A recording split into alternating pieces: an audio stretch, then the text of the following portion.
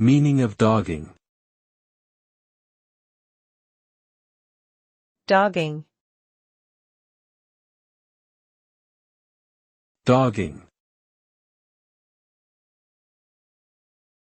Dogging. Dogging. The term dogging can have different meanings depending on the context.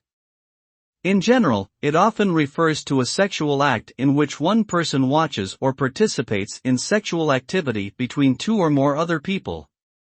However, dogging can also mean the practice of following or harassing someone persistently.